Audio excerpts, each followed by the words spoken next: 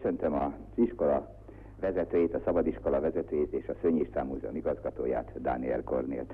Olyan büszke ön erre a szabadiskolára. Tulajdonképpen mikor működik ez, és mi ennek a célja?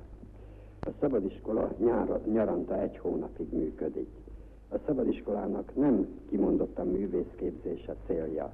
Azt szeretnénk elérni, hogy felszabadítani a minden emberben ott lévő alkotói készséget, hogy teljesebben értsék a világot, és segítsenek egy szép emberi világot kialakítani, amiben ők is megtalálják a helyüket, és segítenek másokat is ebben. A vendégeink között, és majd beszélgetünk Papp Gábor művészettörténésszel, a művészet főszerkesztő helyettesével. Örültünk volna, kedves hallgatóink, hogyha Hinz Gyula Kossuth-díjas festőművész itt lett volna a társaságunkban, sajnos más irányú elfoglaltsága miatt erre nem kerülhet egy sor.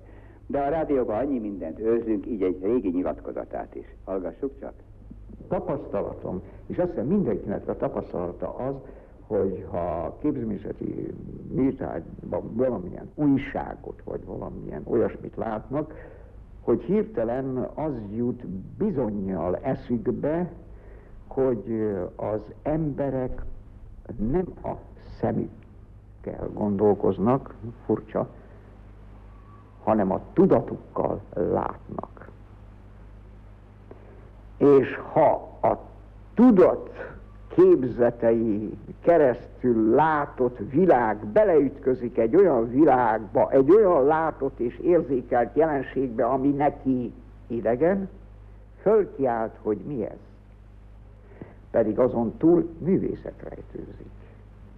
Szóval az, hogy nem értem a modern zenét, vagy nem élvezem a modern képeket, az semmi egyéb, mint az a magam fogalmazta tétel, hogy az emberek a tudatukon keresztül látnak.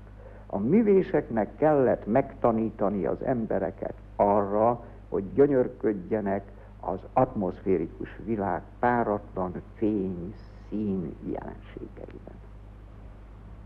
Talán az egyszerű ember volt az, úgy nevezzük macskakörmök közt, akiben ezek a tudati rögeszmék, tapadások nem olyan mélyek, hogy tudott élvezni olyan jelenséget is, amit nem tudott megmagyarázni magának.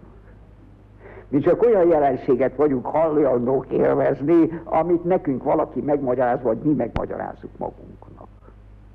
Pedig a művészet szabadabb varázslat, mint amennyit mi magunknak meg tudunk magyarázni.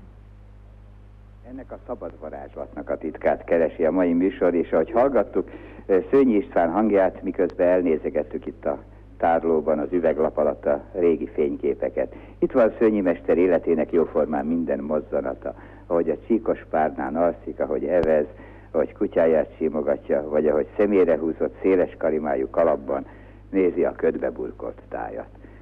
Kedves Papp Gábor, azért örülök külön, hogy találkoztunk, hiszen tudom, hogy egy messzi útról érkezett haza Törökországból, Anatóliából, Göréme környékéről, és már becsöppent ebbe a munkába, egy kicsit a szabadiskolának a ismertetésébe, amelynek olyan szívesen adott mindig helyet a művészet hasábjain, alaphasábjain.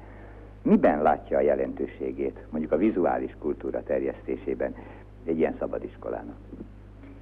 A szabadiskolának, mint Dániel Kornél igazgató is említette, nem elsősorban az a célja, hogy művészeket neveljen, tehát semmiképpen valamiféle tartalék csapatát akarjuk itt kiképezni a mai magyar művészgárdának, hanem elsősorban szemléletre kívánunk nevelni. Na most ez azt is jelenti, hogy egy kicsit a tanár és a diák között kölcsönviszony alakul ki, sokkal szorosabb ez a kölcsönviszony, mint az átlagos nevelés során, tehát én nyugodtan mondhatom, hogy legalább annyit tanulok itt, mint amennyit tanítok. Az ember ki tud próbálni olyan módszereket is a tudás továbbadásában, amit egyébként hagyományos módszerekkel nem tudna.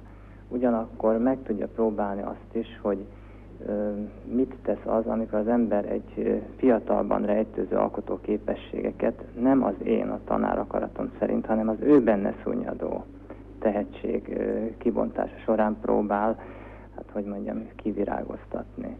Na most ez az az élmény, amit így nagyon nehéz elmesélni. Ha valaki végig sétál itt a múzeumon, láthatja ennek a nyomait egy-egy félig vagy teljesen sikerült műben, de ez alig árulkodik arról, ami végül is itt a 2 vagy 4 hét alatt történik. Erről a 2 és 4 hétről, ami itt történik a szabadiskolában, sok szó esik majd a mai műsorban, és nyilván, hogy a végén arra is választ kapunk, hogy vajon hogy kerülhet, hogy juthat valaki ide, hiszen hallgatóink közül nagyon sokban felcsillan majd az érdeklődés.